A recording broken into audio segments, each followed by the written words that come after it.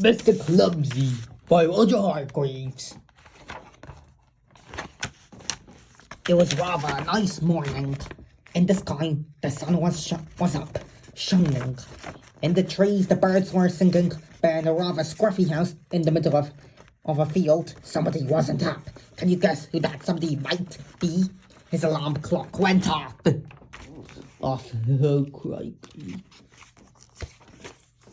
Mr. Clumsy woke up and reached out an arm to switch off his alarm clock and knocked it onto the floor. Whoops, he said. That's the third alarm clock I've broken this week. Mr. Clumsy, as you might have guessed, was a rather clumsy fellow. Oh. Got out of bed and switched on the radio. The knob came off in his hand. Whoops, he said, that's the second radio I've broken this month. He went downstairs. The postman had been in and there was a letter waiting for Mr. Clumsy lying on his doormat. He picked it up and went into his kitchen. The first things first, he said, he took a slice of took a slice of bread out of his bread bin and popped it into his toaster. Now, he thought, I wonder who this letter is from. He looked at the letter in his hand, but the letter wasn't in his hand.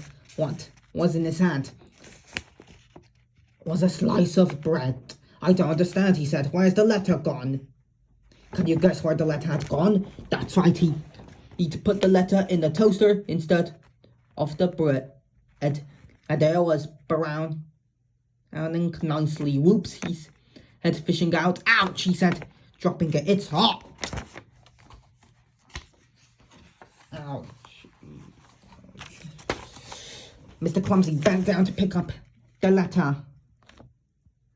But in doing so, he banged his forehead on the kitchen table, and in doing so, he fell forward and got his head stuck into the bread bin.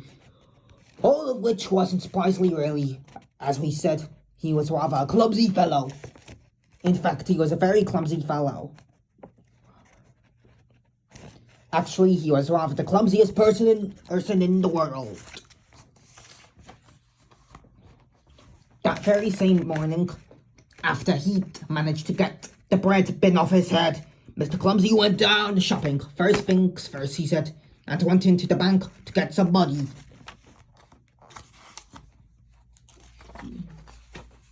And somehow, while he was in the bank, Mr. Clumsy, while he was writing a check, he managed to spill the ink all over the bank manager. Whoops, said Mr. Clumsy. He went into the butcher's. Morning, butcher, he said cheerfully. And he somehow managed to trip over his shoelace and somehow managed to fall into the butcher's shop window and somehow managed to finish up with a string of sausages round his neck. Whoops, he said. Mr.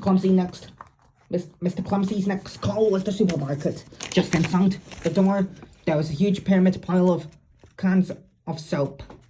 Well, can you imagine what happened next? Can you? Cans of soup. Well, can't you imagine what happened next? Can't you? Explained Mr. Clumsy. Soup would be nice for supper. And he picked up a can. Not a can from the top of the pile, though. Not Mr. Clumsy. Whoopsies, said Mr. Clumsy, went on his way, rubbing his head. On his way home, he called in at the farm for some eggs. And somehow, while he was crossing the farmyard, he managed to trip up. And somehow, he was falling. And somehow, as he was falling, he managed to grab hold of the farmer. And somehow, they both managed to finish up in the duck pond. Splash! Whoops! Said Mr. Clumsy. Oh, crikey. Please, said the farmer, as they I sat together in a duck pond. In future, I could deliver your eggs to you. I could deliver your eggs to you. Eggs to you. That's extraordinarily kind of you, replied Mr. Clumsy. Don't mention it.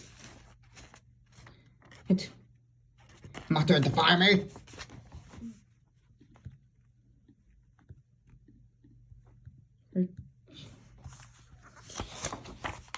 Mr. Clumsy went home. First things first, he said, and went for a bath.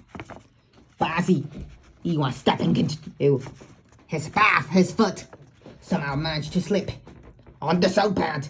He somehow managed to turn a somersault, and he somehow managed to land with his head in the linen basket. Whoop, said a muffled voice. Oh yeah. Later he went downstairs for supper. Soup from the supermarket, sausages from the butchers, and eggs from the farm, or rather, soup from the saucepan that he had boiled over, sausages from the frying pan that he had caught fire, and the eggs, oh dear, very, very scrambled eggs. A normal Mr. Clumsy sort of supper. That was nice, he said, leaning back in his chair. Crash, whoops! Mr. Clumsy got to go to bed, and he did. And that is the end of the story. Good night, Mr. Clumsy. Mr. Clumsy leaned over to turn off his bedside lamp, and oh dear, whoops! Oh, crikey. The narration was by me, Dingodile. Your old chummy, the Crash Bandicoot game on travel. Number 4.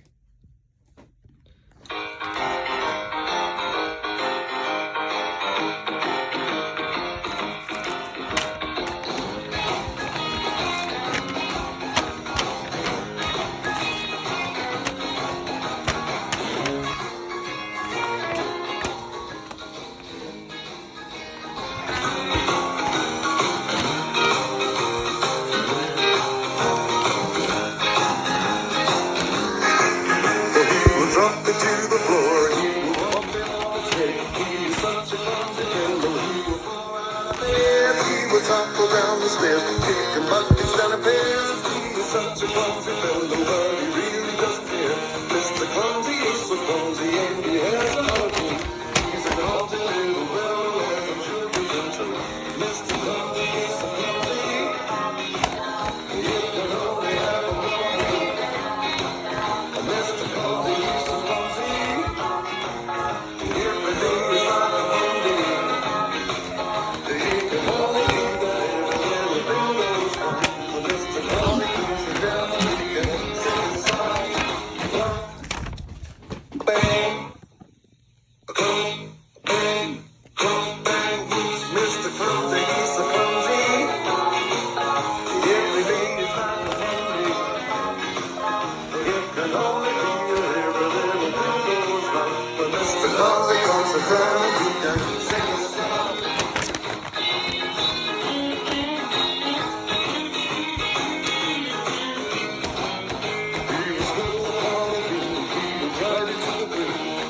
such a clumsy fellow, he will never stop a thing. He will fall into a hole, or a crash into a pole. He will fall into a moat, but then it comes like a school. Mr. Clumsy is so clumsy, but he has a heart of gold. He's a clumsy little fellow, as I'm sure you've been told.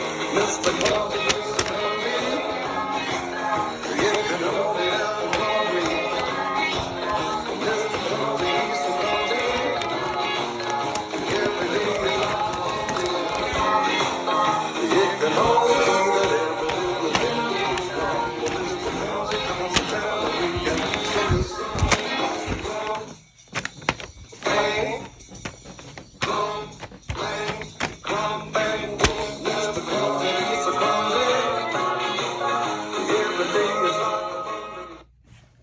GG.